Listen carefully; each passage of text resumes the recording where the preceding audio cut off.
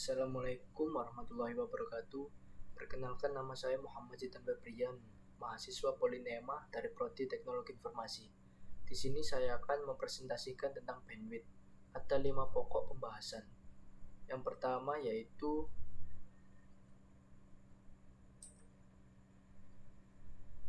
pengertian bandwidth, yang kedua fungsi bandwidth, yang ketiga contoh bandwidth pada komputer, yang keempat bandwidth pada VPS, dan yang kelima istilah-istilah yang terkait bandwidth. Pembahasan pertama yaitu pengertian bandwidth. Bandwidth adalah kapasitas yang dapat digunakan pada kabel Ethernet agar dapat dilewati trafik paket data dengan maksimal tertentu. Pengertian lain dari bandwidth internet adalah jumlah konsumsi transfer data yang dihitung dalam satuan waktu bit per second. Terdapat juga istilah bandwidth analog. Bandwidth analog adalah perbedaan antara frekuensi paling rendah dan frekuensi paling tinggi pada suatu rentang frekuensi yang dapat diukur dengan satuan Hertz untuk mengetahui data atau informasi yang dapat ditransmisikan pada suatu waktu. Berikutnya yaitu fungsi bandwidth. Fungsi bandwidth ada 3. Fungsi bandwidth yang pertama adalah sebagai ukuran media atau jalur pengiriman data yang dimiliki oleh suatu komputer atau jaringan tertentu. Fungsi ini hampir berlaku di semua tempat yang memiliki jaringan komputer. Bandwidth sangat berguna, apalagi jika berhubungan dengan distribusi jaringan. Ukuran bandwidth umumnya digunakan sebagai patokan pengguna untuk memilih provider atau penyedia layanan yang berhubungan dengan koneksi internet. Semakin besar bandwidth yang ditawarkan, maka terlihat semakin baik pula layanan yang diberikan. Fungsi bandwidth yang kedua adalah sebagai pembagi kecepatan transfer data, sehingga kecepatan yang dimiliki dapat didistribusikan secara adil ke seluruh pengguna. Pembagian ini juga untuk membatasi agar antar pengguna tidak saling berebut bandwidth. Jika tidak dibagi, maka bisa seluruh bandwidth yang dialokasikan ke jaringan tersebut hanya dipakai oleh satu pengguna saja, dan pengguna lain tidak mendapatkan. Misalnya pada saat mengunduh file dari internet yang sangat besar. Pada saat melakukan proses mengunduh, maka akan terjadi permintaan data yang cukup besar, dan tentu saja itu akan membanjiri bandwidth pada jaringan. Jika tidak dibatasi, maka koneksi pengguna lain akan lambat atau bahkan tidak dapat terkoneksi sama sekali, apalagi yang melakukan pengunduhan menggunakan download manager tertentu.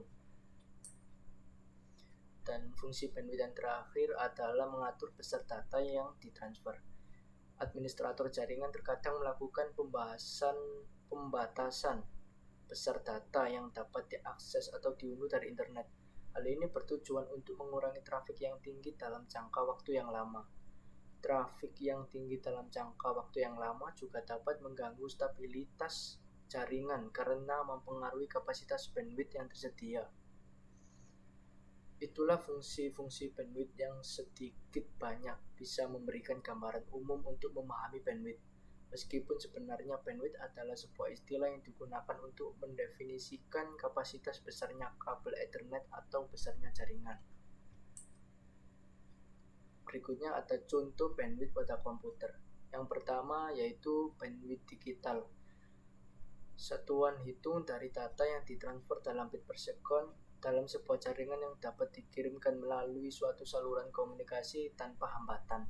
Bandwidth ini mengirimkan informasi secara digital, baik melalui saluran kabel atau tanpa menggunakan kabel, yaitu nirkabel. Yang kedua, ada bandwidth analog. Fungsinya sama seperti bandwidth digital. Yang membedakan adalah satuan hitungnya menggunakan Hertz.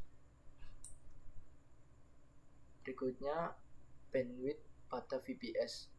Berbeda dengan layanan hosting, pada Virtual Private Server atau VPS, peraturan penggunaan bandwidth masih digunakan. Besarnya batasan bandwidth yang dapat dipakai tergantung dari paket yang digunakan. Biasanya semakin bagus paket, maka semakin besar bandwidth yang didapatkan dalam satu VPS. Sebagai contoh, di atas adalah besarnya bandwidth pada salah satu paket niaga hoster yang ditawarkan. Di sana diberikan keterangan bahwa kapasitas bandwidth untuk paket tersebut adalah 3000 GB. Artinya, keseluruhan data yang masuk dan keluar dalam satu bulan harus tidak lebih dari 3000 GB.